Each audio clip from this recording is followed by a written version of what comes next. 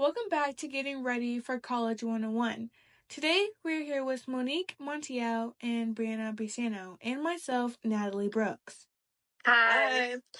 We are both freshmen who are in early college, and we are here today to talk about how to efficiently strategize taking tests and taking preparations.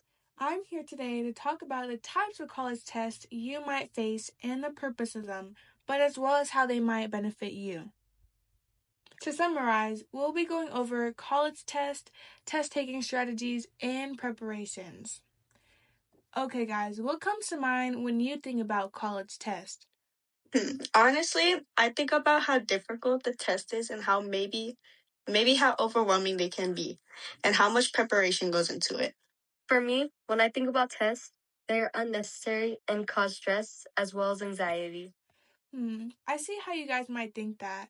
When taking tests, you're naturally going to be nervous, even if you know the material. The purpose of these tests is to assess and evaluate where someone is and to demonstrate what you gain throughout the course. I see your point.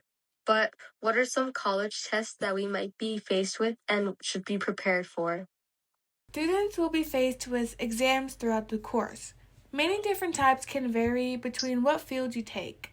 Exams, assessments, midterms, end of course exams, SATs, ACTs, there's so many more, but today we'll just focus on these ones. Gosh, this is a buttload. Yeah, it is. I hope you'll just give the main points. Well, you're out of luck because I'll be giving specifics and details so the audience can fully understand, and I hope you do as well. LOL, she's just messing with you. We cooked up a detailed review. Oh, I'm excited here, but let's move on. There are many different types of exams and assessments that college students take. For instance, project-based exams, which is where students are subjected to perform or create project-based assignments that demonstrate better understanding. Another is performance-based assessments. This is when a performance is taking place and students are required to perform or present, which includes all fields, such as music and art. Moving on to exams, exams can vary between the professor and the subject, but the most used are practical exams and oral exams. Practical exams include applying theoretical knowledge into scenarios. Students are ordered to perform hands-on tasks and use their real-world skill. The purpose of these tests is to prepare students for the real world and evaluating one's skills relevant to the field. Rarely, oral exams will be used, but mainly utilized to assess understandings and critical thinking. Students are asked questions which they must respond to. Usually, you'll see these in discussions, professional licensure exams, presentations, language proficiency tests, and others, all in order to explore one's understanding.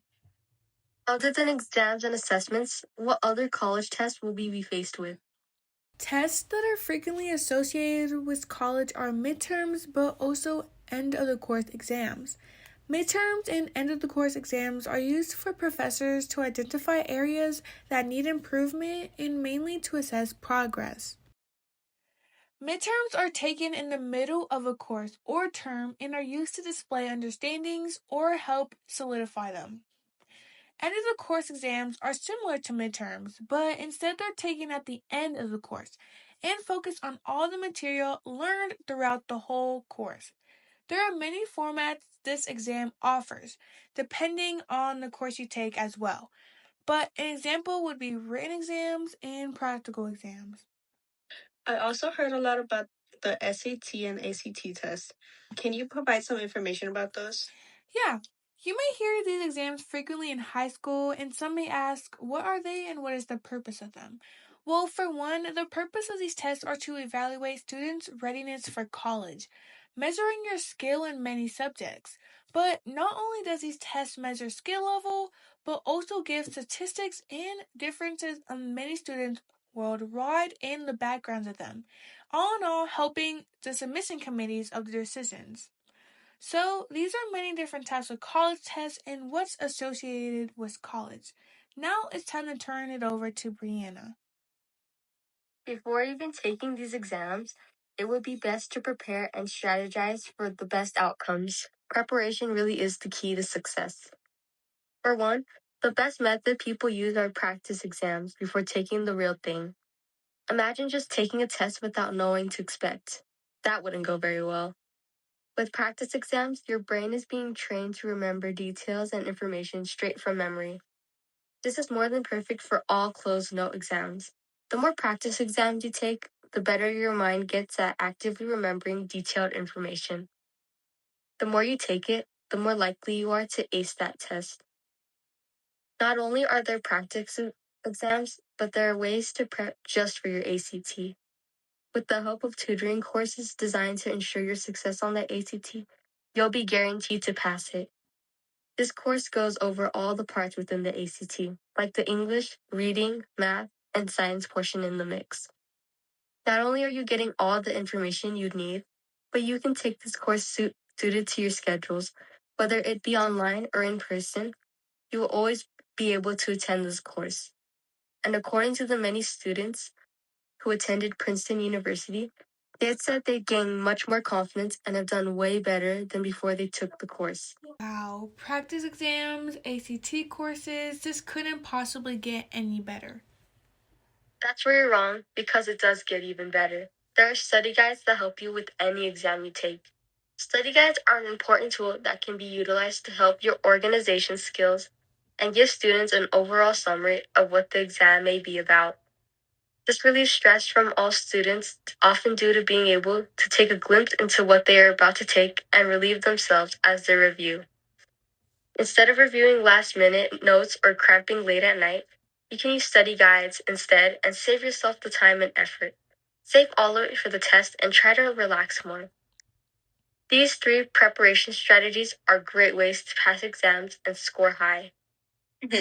These preparations sound helpful to do before a test. I will be sure to use them. Moving on, I would like to talk about test-taking strategies you can use during your test. Some test-taking strategies include listening to instructions, reading the entire test, doing a brain dump, answering questions you know first, and then answering questions that you skipped. I can provide you with strategies for specific kinds of tests. The first one I'll talk about is a multiple choice test. If you use these strategies, you will have better confidence and a higher chance of passing. Now, getting into the point.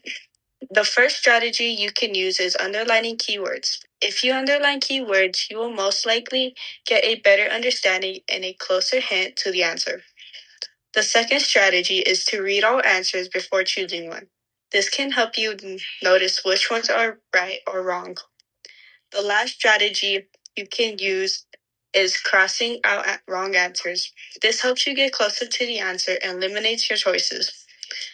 Using these strategies can help you go through a multiple choice test. The second test we'll be going over is an essay. An essay does take long and it can be overwhelming. I'm here to give strategies that will help you get through it smoothly. One strategy you need to use is going over the prompt and getting an understanding to it. If you don't, then you will struggle, so make sure to read it over and understand it. Next strategy you can use is outlining and drafting your essay.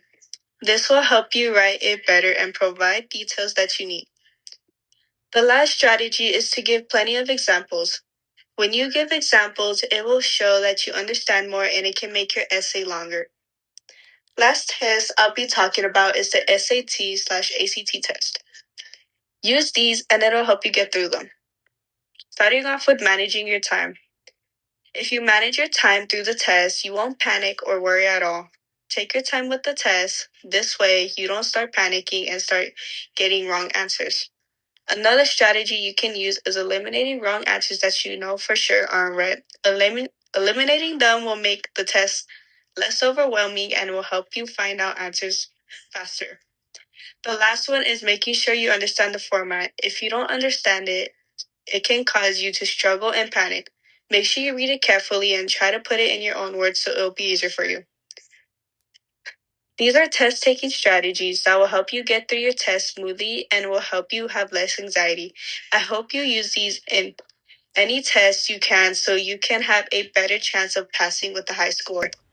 Okay, thank you, Monique and Brianna, for your input on how to efficiently prepare for upcoming tests, but also strategies along with that as well. Of course. And it was great talking with you and hearing your explanations on the different types of exams. I agree. It was nice talking to you both. I'm sure your guys' information can help students be aware of upcoming exams that they'll face soon.